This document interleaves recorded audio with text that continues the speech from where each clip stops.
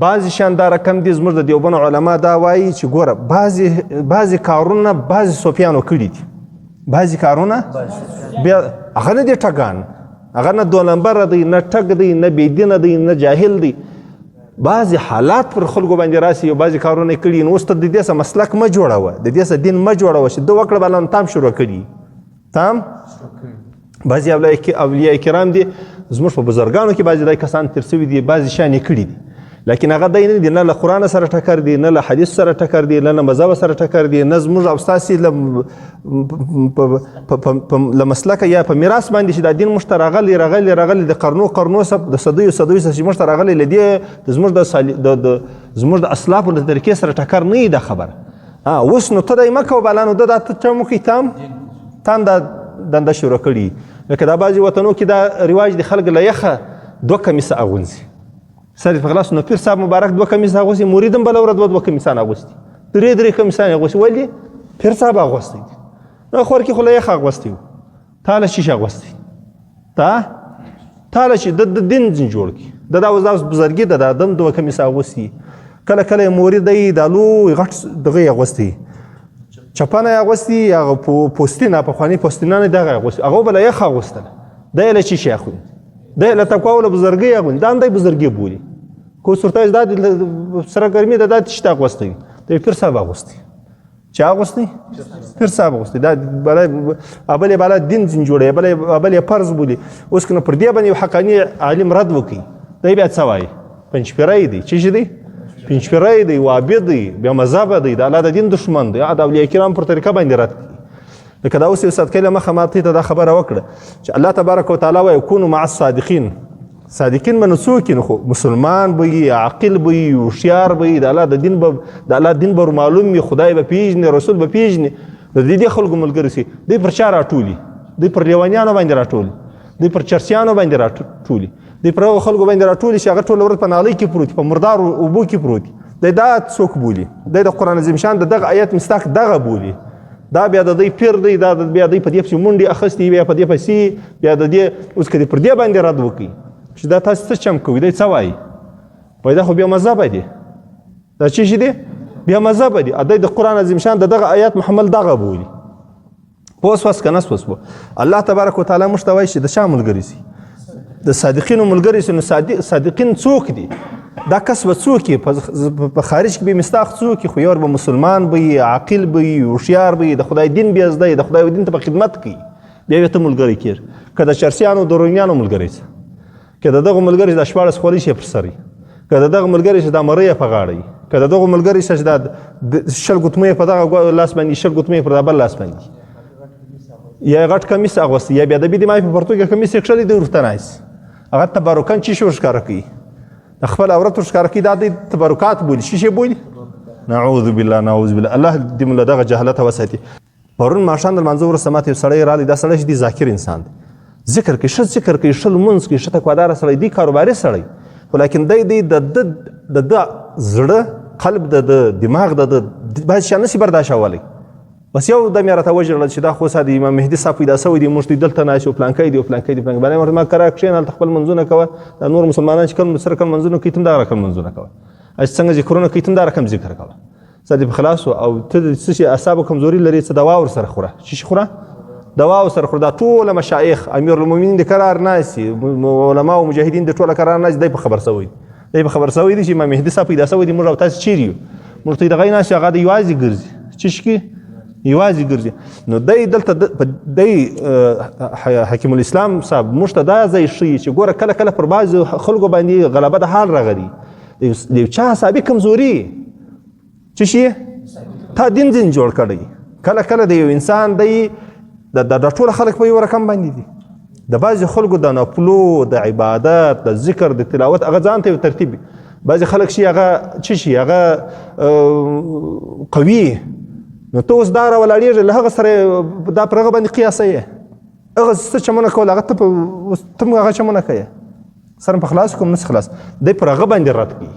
چې اوس نو بعضې خلک راولاړېږي دا حتی د کفر بیایي، پر دې باندې دی فتوا ورکوي چې هغه بیخي کافر باندې بولي.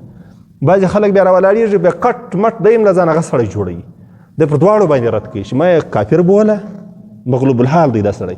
او مه دای کوه چې ته هم د ده چمونه کوې. ته د چا چمونه کوې؟ د ده چمونه کوې.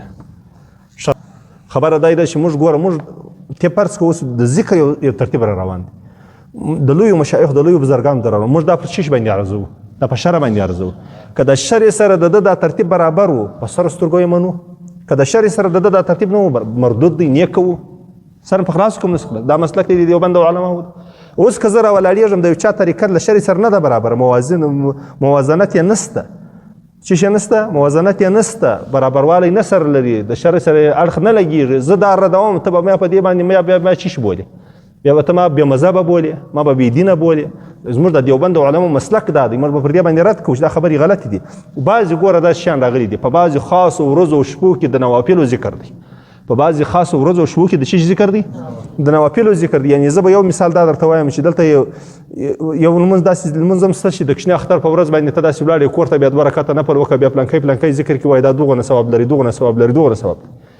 چې پوښتنه مې ځینې وکړه له هغه سړي چې دا خبره یې کوله، د فقه کتاب کې حواله ورکړئ دا حدیث دی په پلانکي کې ذکر دی. نو موږ به په مراقل فلاح کې حدیث پیدا کوو که بیا د حدیثو په کتابو کې پیدا کوو؟ یاره خدای پاک عقل درکړی دی، فکر یې درکړی، ته کساب ته ورځه ورته څه دغه راکړه، څه بوسه راکړه یا څه اریړه راکړه، هغه به درته وایي د ظالم زوخ کسابي ده، دا څه شي ده؟ کسابي ده. اوس ته د میډیکل والا ته ورسه ورته 2 ګزه کپړه راکړه، هغه به درته وایي چې خدای دی ړوند وکون کړی، دا میډیکل دی، دلته دواوې خرڅېږي. نو ته چې د حدیث پیدا کوې، د حدیثو په کتابو کې به پسې ګرځې، په چا کې په مراقل فلاح کې یا به په حاشیه تحتوي کې نه پسې ګرځې، په چیرې به پسې ګرځې؟ د احادیثو په کتابو کې به ګرځې، حدیث به هلته پیدا کوې. بیا د احادیثو خپل امامان دي، خپل علما دي، خپل متخصصین دي، د هغو د رای مطابق د حدیث د کومې مرتبې دي، دا د دې قابل دی چې زه ووایم. دغه ما ته په زرونه احادیث ما ته دا معلوم دي، د لوی اولیاء کرام په کتابو کې لیکلي دي وچ کلک درواغ دي، موضوع روایت دي. بله بیا زه وایم نو دا خدای تا ته عقل نه دی درکړی، دا فکر الله تا ته نه دی درکړی، دا صحیح او غلط ته نه شي جلا کولی. په دنیا کې خو لوټونه سره جلا کوي، په 1 لک روپو کې 2 لوټه جالي رایستلی شي، هر سړی رایستلی شي، که ملا دي که امیر دي، هر څوک یې رایستلی شي، دا جالي دی، دا سم لوټونه نه دي. د الله په دین کې دي ولې دا سترګړندي دي؟ په روایت کې هر څونه لوی ولی، هر څونه غټ سړی، هر څونه لوی امام د په کتاب کې هر څه لیکلي، زه به یې رانقلوم. نو ما ته خدای دا عقل راکړه، دا ستا علم چیرې ولاړی دلته؟ نو ته خو به دا عرضه پر کتابو باندې، خو د هر شي خپل کتابونه دي، د خپل امامان دي، خپل علما دي، پر دې باندې بیا عرضه وایي روایت او حواله چې شته ورکوي، مراقل فلاح ته حواله ورکوي، ولا ډېره زوروره حواله دې ورکړې ده، دا یو ړوند وکوڼ شوې ته پر دې ځای باندې بیا وسواس که نه سواس. لکه سړی چې اوس مثلا د اضحیې مسله پیدا کوي په شیش کې، په کتاب طلاق کې سړی پسې ګرځي، چیرې او حواله ورکړه په کتاب طلاق کې د اضحیې مسله پیدا کوم. وسواس که نه سواس پوه، دا رقم خبرې دي. د دیوبند علما موږ ته دا ځای ښیي چې کله کله بعضې شیان د بعضې بزرګانو سره نقل، د ذکر طریقه ده، د بیعت طریقه ده، سره په خلاصو د خاصو اعمالو یوه طریقه ده. دا موږ پر چی شي ارزوو؟ پر شریعت یې ارزوو. که د شریعت سره دا موافق وه، په سر سترګو یې د سره منم زه یم کوم. که د شریعت سره نه وه موافق، بس مردوده ده، بس پر دغه ځای باندې پوه سواست. ښه دا بل ځای ته ترپسې ما منډه اخستې، د دیوبند علماو دا مسلک نه دی. موږ په دې خلکو پسې نه ځو، موږ په دې خلکو پسې حتی دیم نه یو چې موږ په دې خلکو باندې د کفر فتواوې لګوو، یا موږ دا غدال و مغدیل بولو. څه شی بولو؟ د الله فرشتې دا ستا قول نه لیکي، دا تاسې وویل یا دې ولیکل، دا د الله تبارک وتعالی په کتاب کې نه لیکل کېږي. ته به الله ته څه جواب ورکوې؟ ته دلته راولاړېږې د غدال او د مغدیل ټاپه ورباندې وایې، دا فتوا ورباندې ورکوې پر لویو مشایخو، پر لویو بزرګانو باندې. دا پوښتنه تا خدای نه کوي. که چیرې تا ته داسې په قوي دلایلو باندې دا ځای ثابته وه، یعنې په حدیث باندې، په د قرآن په آیاتو باندې، یا زموږ د ایم مجتهدینو په اقوالو باندې تا ته دا معلومه وه چې دا باطل دی یا دا غدال دی، دا مغدل دی، بیا ته هم فتوا ورباندې ورکړه، حواله هغو ته ورکړه، د خپله وجود ابار ایسته کړه، حواله هغو ته ورکړه. پوه سواست؟ ښه راځه مخته راځه. د دغه عبارت هسه موږ ته دا ځای په لاس باندې رالی چې دار و مدار د دیوبند علماو د په تصوف کې څه دی؟ شریعت دی. څه دی؟ شریعت. تصوف له شریعت کې دی وایستی، بله پالتو کیسې دي. څه دی؟ هسې پالتو کیسې دي، دا هغه د تیار د یهودو د نصارا او رهبانیت دی. بیا که دې تصوف په شریعت باندې برابر و، پر سر و سترګو د سره منمه، دا زموږ د دیوبند علماو مسلک دی. او که دې تصوف پر شریعت باندې نه و برابر، بله مردود دی چې د هر چا دی، چې د هر چا دی، چې هر څومره لوی دوکان ته حواله ورکړي، موږ نه سره منو. د مدار د فیصلې د دیوبند علماو په تصوف کې څه دی؟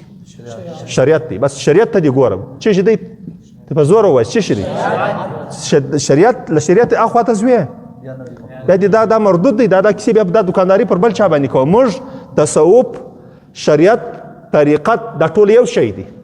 دا ټوله شریعت طریقت حقیقت دا ټوله یو شی دی. نو اوس دلته دا شیان شریعت دی طریقت دی حقیقت دی دا ټوله سره یو شی دی. دا ټوله سره څه شي دي سره جلا بیا نه بولې. دلته ما د یو سړي خبره اورېدله نوم یې هم ډېر غټ نوم ورکړی دی. دونه نوم یې ورکړی دی ټکټر یې ولاکه یوسي ټکټر په ټیله کې چې واچي هغه ولاکه یوسي. دونه غټ نوم یې ورکړی دی. غږېږي وایي د دیوبند پر علماو باندې شریعت غالب و په بریلویانو باندې طریقت غالب و. دا اوس دا د سړي د علمي حال و دغه ځای ته راورسېږي. سړی دونه جاهلي مطلق وي چې دته دا ځای نور د دیوبند علماو د شریعت پابنده وه نو ولاړه د شریعت پر خوا باندې ولاړه یعنې دا منل د تصوف په سره جلا سو. پر انورو باندې بیا طریقت غالب و له شریعت را جلا سول. په زور خلک د کفر خوا ته ورټېلوي. نو پر دې باندې چې د مبتدي ټاپه ولګوي برابر درته وایي دا ګوره دا څه شي دي دا ټاپې لګوي دا له دینه وتلي دي دا بې دینه دي دا ګمراه دي بله به په نور نسبتونه به درته کوي. او دلته د دونه لوی ګمراهي ده دونه حتی د ګمراهي رسېدل په زور خلک به دې ته درېږي چې یو دا دغه د جاهلانو د مبتدعینو طریقه ده د طریقت په نامه باندې چې نه خدای پیژني نه رسول پیژني نه قرآن پیژني نه د دې دارومدار د الله او د الله د رسول پر قول باندې دی پر خواهشاتو پر نفسانیاتو پر خیالاتو وهمیاتو خوبو باندې دی. او دا بل شي د دیوبند علما ته هغو ته بیا هم ښه مخام وایي وایي دا د شریعت څه شي دي وایي دا د شریعت خوا ته ولاړه. الحمدلله موږ ټول د شریعت والا یو چې ستا طریقت زور په زیر باندې په شریعت باندې برابر هغه څه شي دي هغه مردود دی هغه د باطلو خلکو طریقت دی. د چا د باطلو خلکو طریقت دی په زور وایي د چا